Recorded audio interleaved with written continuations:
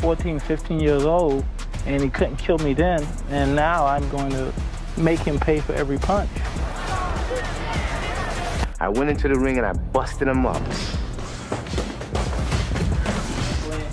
Williams says that he's used to beat the hell out of Tyson when Mike was still just a kid.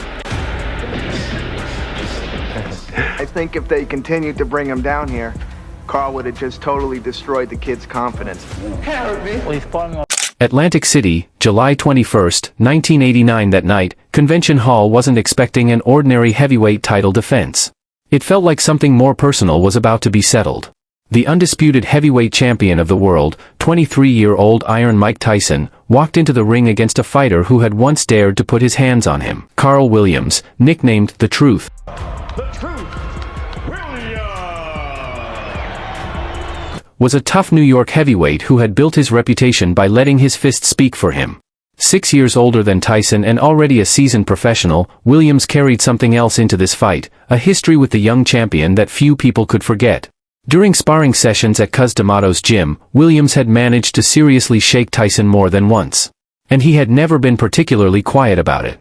He jumped on me that particular day, gave me a bloody nose and everything. You know, I was a little, he shook me up because I was a professional with 7, 8 fights. And I was saying to myself, oh my God, I gotta let this amateur come in the gym and do this to me. So I got very angry that night. I went home and thought about it. And the very next day, I came in the gym with a different attitude towards him. I went into the ring and I busted him up. But time had changed everything. The raw kid from Brooklyn had evolved into the most feared heavyweight on the planet. Tyson was now the undisputed world champion, a global boxing sensation, and one of the most destructive fighters the sport had ever seen. Yet that old humiliation had never completely disappeared. So when the opportunity to face Williams finally came in 1989, Tyson didn't need convincing. Well, he fought when I was 14, 15 years old, and he couldn't kill me then, and now I'm 5 times, 10 times the fighter now. You're now training for your July 21st bout with Carl the Truth Williams. How tough a fight is that likely to be? Everybody thinks that no one can challenge Mike Tyson right now. You could take anybody out just about at any time you wanted to. Well, I can tell you this. I can answer it like this. There's about 4.9 billion, give or take a couple of 100 million, and I could believe I could beat every one of them on this planet. I'm sure you enjoy it. Just come. You have no strategy, nothing. Come to the fight. I'll be there. But all right. Can you give us an idea? Can you look just come. Just come. No idea. Go right ahead. So, Mike, how do you feel, champion? Great. You seem to be very trim now. In fact, Carl the Truth Williams says that in the sparring session, he got the best of you. Is that true? Come on. Good luck to you, champion. Thanks, champ. Thank you, baby. For Williams, however, this wasn't simply a fight against a champion. He entered the bout as a legitimate contender with plenty of reasons to believe he belonged there. By July 1989, The Truth had amassed 20 victories, including 14 knockouts, against only 2 defeats. And neither loss had destroyed his credibility. One of those setbacks came against the legendary Larry Holmes, but Williams had gone the full 15 rounds with him in a highly competitive battle that proved he could compete with elite heavyweight opposition.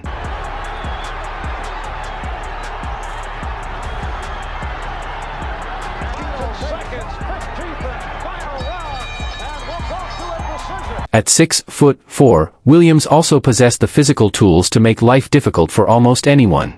His height, movement, footwork, and technical ability made him a complicated puzzle, especially for a fighter who couldn't simply overwhelm him with size. But there was one weakness that had followed Williams into this matchup. Years earlier, in February 1986, Mike Weaver had stopped him, exposing concerns about his ability to absorb punishment and, in particular, his vulnerability to the left hook. About Tyson that really concerns me, that makes me worry. I really can't think of anything offhand that could put fear into me. You know, I'm what they call the warrior. When it's all said and done, I'll be just like this with my hands raised, and we'll have a new heavyweight champion of the world. Thank you. I know what I'm faced with. It's not like I'm going into the ring afraid or even caring in that respect, you know. I know what I'm faced with. And I do intend and plan to lift the heavyweight championship from Mike Tyson. That weakness was impossible to ignore when the opponent standing across from him was Mike Tyson. Williams, however, remained completely confident. He believed he could dismantle the young champion and prove that his earlier success against Tyson was no accident. Tyson's own road to this fight had been far from perfect. Earlier that year, he had struggled against British challenger Frank Bruno. Tyson gets nailed with a left hook. Tyson looks wobbly. Tyson officially won by knockout, but the performance was nowhere near the effortless destruction fans had become accustomed to seeing. For the first time, cracks were beginning to appear in the aura surrounding Iron Mike. Questions were growing about the departure of his longtime trainer Kevin Rooney and whether Tyson had lost something that had once made him almost untouchable. And that made this fight feel bigger than another championship defense. For Tyson, Carl Williams represented an opportunity to remind everyone, including himself, exactly who he was. Then, on that sweltering July night, the two finally stood across from each other with nothing left to settle outside the ring. In his career, twice by James Quick Tillis, twice by Jesse Ferguson, 3 times by Mike Weaver, and in every instance, the decisive blow was a left hook. Williams came forward from the opening seconds with confidence, throwing punches without hesitation. He wasn't interested in simply surviving. But Tyson wasn't rushing. He was waiting. And it took only a few seconds for him to find the opening. This to hold, and referee Randy Newman said both men have just thrown punches. In fact, Williams here has some this is somewhat of a reunion here because the fight Tyson inside. He claimed the other day that if Tyson... Well, Frank Bruno felt the sting of Tyson's elbow several times. Any unnecessary punches, illegal punches, he will accommodate him and throw the same punches back. Times, as other opponents have complained that they have felt it as well. It's so strong, that should help him as long as he keeps that right hand up and watch Tyson stop.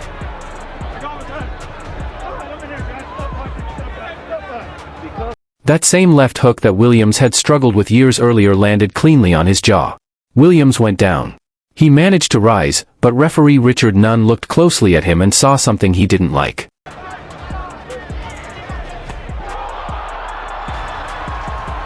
His eyes were glassy. The referee made the decision to stop the fight. The arena exploded, but the reaction wasn't celebration. Instead, a wave of anger moved through the crowd.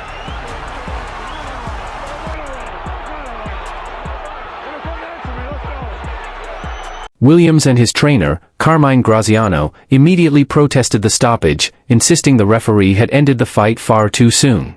But Nunn remained firm.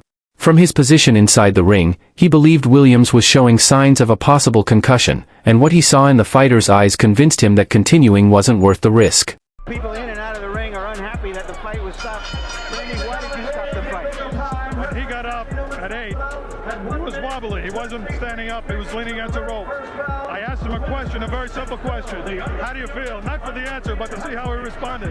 His eyes were blank. His expression was blank. He had no answer. Is there any chance that he misunderstood what you wanted him to respond to? I don't think so. Let me tell you why. He's had a lot of professional fights and a lot of amateur fights. When a fighter is knocked down, and I had 38 fights, when a fighter is knocked down, the first thing he wants to prove when he gets up to the referee is that he's in good shape.